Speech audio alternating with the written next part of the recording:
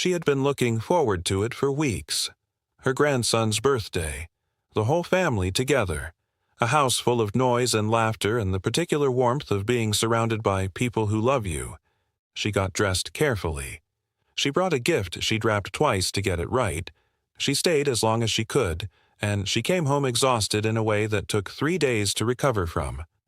Not sad, not unwell exactly, just depleted in a way that felt different from ordinary tiredness. A kind of emptiness that surprised her, because she had wanted so much to be there. If you recognize that feeling, if you've come home from something you genuinely wanted to do and found that it cost you more than you expected, then this conversation is for you. Before we go any further, everything I'm sharing here is for educational purposes only. Please talk with your doctor or healthcare provider before making any changes to how you care for yourself or someone you love.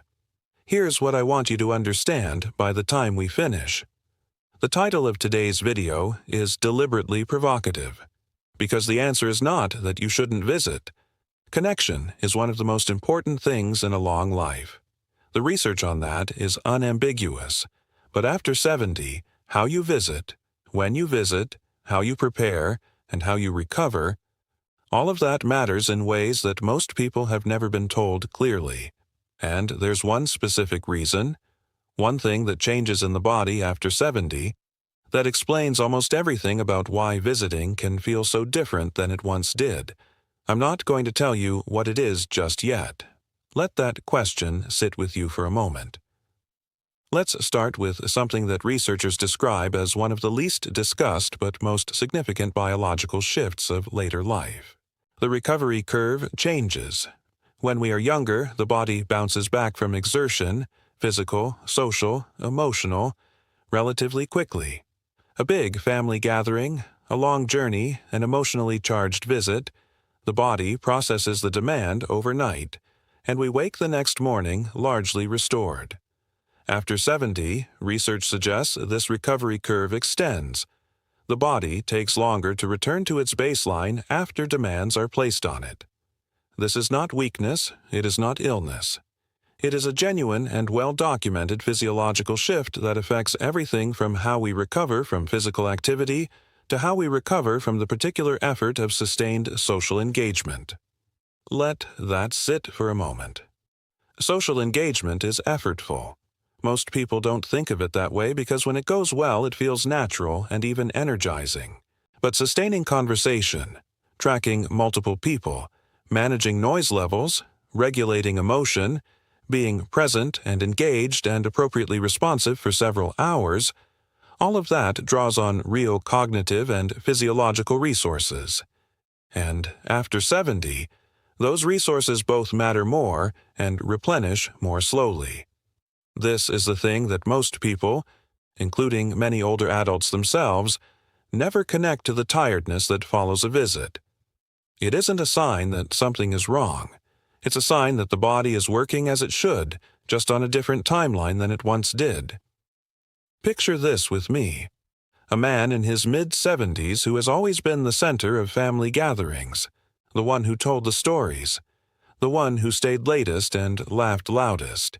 He still loves those gatherings, but he's noticed that in the days after, he is shorter-tempered than usual. His sleep is disrupted. His appetite is off. He can't quite concentrate on the things he normally enjoys, and he doesn't understand why, because the visit itself was wonderful. What he's experiencing, researchers would recognize immediately. It's the body in extended recovery from the cumulative demands of a significant social event. And without understanding that, it's easy to interpret those days as something more worrying than they are. Easy to wonder if something is wrong. Easy to start avoiding gatherings preemptively just to avoid the aftermath. And that's the part worth writing down. Because the risk isn't visiting. The risk is visiting without understanding what your body needs before, during, and after.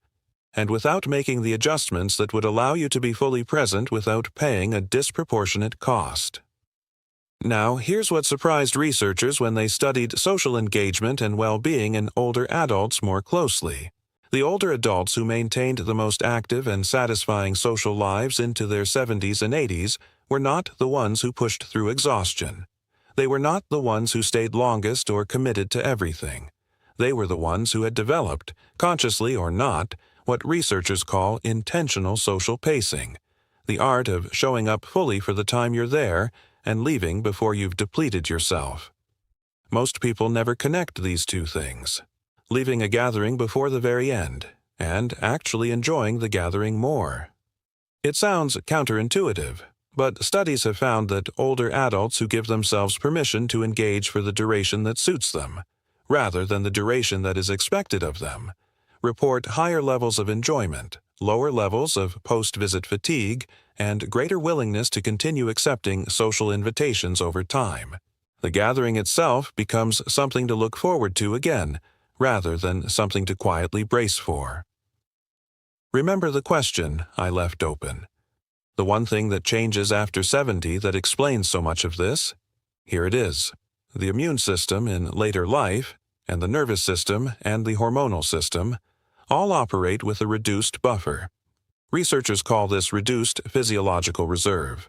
It simply means that the margin between functioning well and feeling overtaxed becomes smaller. The body can do what it needs to do, but it does it with less to spare. This affects visiting in ways that are specific and worth naming. Crowded indoor spaces with poor ventilation expose older adults to respiratory viruses that their immune systems are less equipped to manage quickly. Disrupted sleep from traveling or staying in unfamiliar environments affects the hormonal systems that regulate energy and mood for days afterward. The noise and sensory complexity of large gatherings taxes the nervous system in ways that compound with age-related changes in hearing and processing. None of this is a reason to stay home.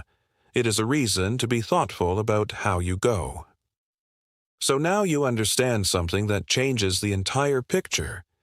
It isn't about whether to visit.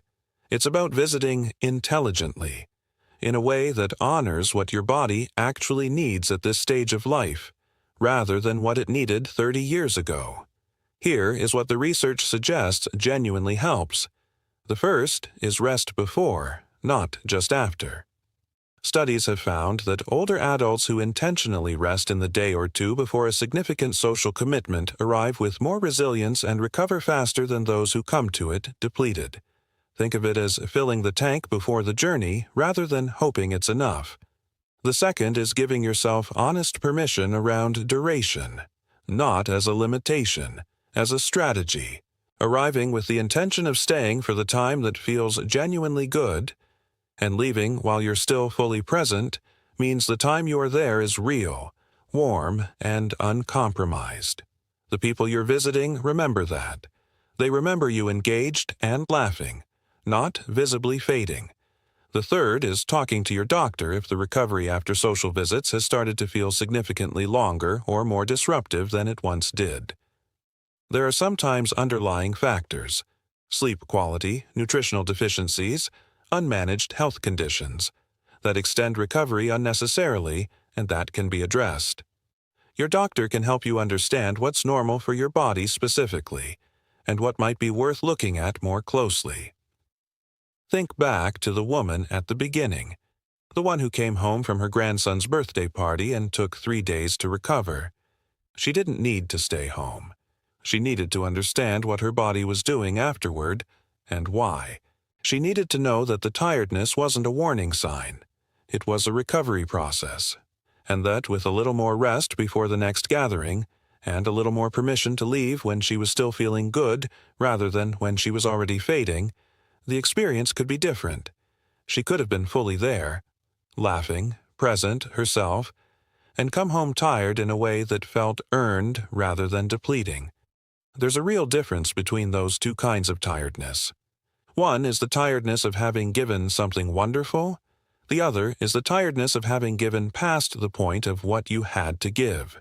You deserve the first kind, and it is entirely within reach. If something in today's conversation resonated, if you recognized yourself in any of these patterns, or if you've been wondering why visits feel different than they once did, I'd love to hear about it in the comments. Tell me what visiting looks like in your life right now. Tell me what helps you recover. Your experience is worth sharing, and this community is exactly the kind of place where those conversations matter. And if you have someone in your life, a parent, a sibling, a friend, who has been declining invitations more than usual, or who seems to need longer to recover after being with people they love, please share this with them. Not as a correction, just as a conversation, the kind that says, "I understand something now that I didn't before. And I thought you might want to understand it too,